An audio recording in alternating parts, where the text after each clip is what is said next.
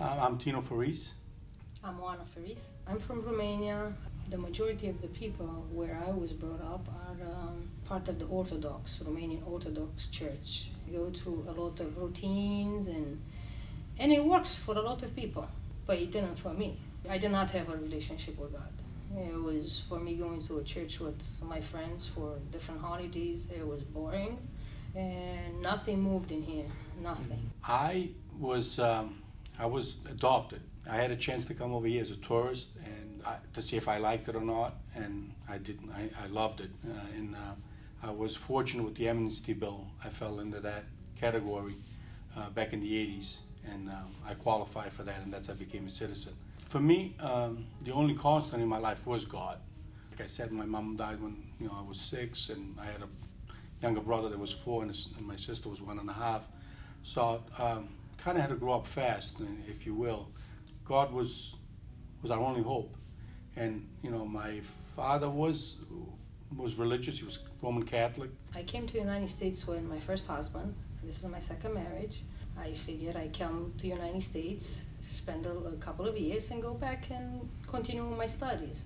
That never happened. I was working 2-3 jobs at the time, tried to keep easy, 2 jobs, and then I took a third one.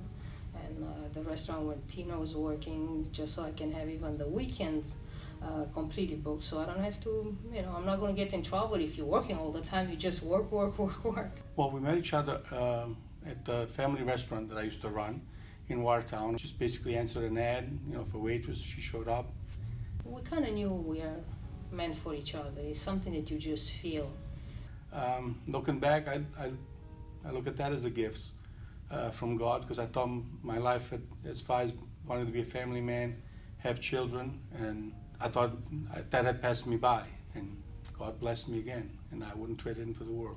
Life sometimes takes different ways, different paths, and God sure has a plan for all of us. Then I went to work for the state, as you know, for the Department of Correction. I worked for them for 10 years, and I can say I accepted Jesus in my life and in prison by listening to a fellow officer and the conversation between a fellow officer and an inmate.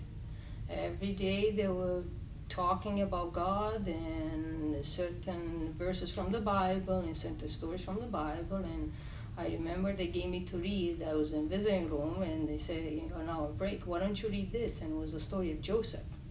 And that was the first story that I actually read and understood from the Bible. So it has a very special meaning for me. I think they just gave me something so I can understand in my small mind and try to go from there.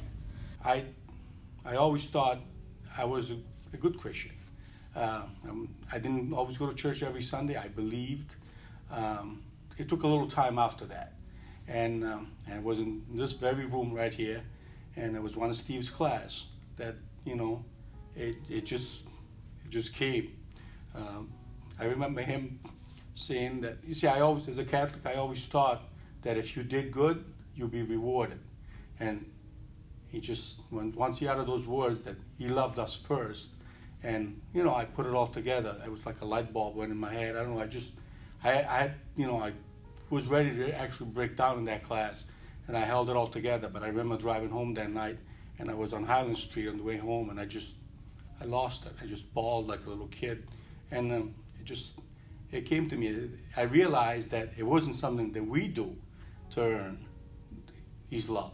It's what He did for us first, and He loved us. And those are the words that they still bring me to tears. It's beautiful. That's all I can say. And that's the part I kind of want to share with everybody that is not sure, whether they're Roman Catholic or another, that it's nothing we do. It's already been done.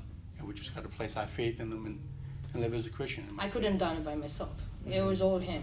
He has a plan for me, and He puts people in places for a reason, and it's a fight, it's a struggle. I didn't know that the narrow and small path, it has a lot of branches and a lot of dangers in some ways, but you're not alone. He's there. He's carrying you every day.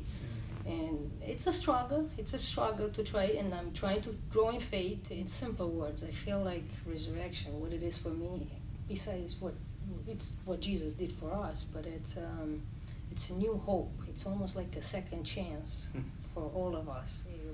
We're not alone. We can do this. He's there. He died for us. He died and he came back and he's coming back for us again. So I feel like that's resurrection. It's second chances and a new life.